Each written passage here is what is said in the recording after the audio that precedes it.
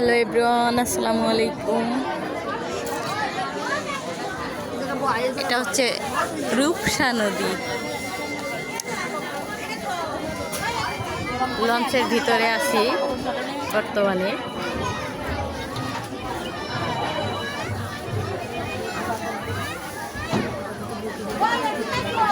বাড়িতে যাচ্ছি। একটা কথা বলে যা করছিস তা করবি, কোথাও যা। ওই যে ওপারে রূপসা গ্রাম, এপারে হচ্ছে শহর খুলনা, ওটাও খুলনার ভিতরেই। আর এটা হচ্ছে রূপসা নদী।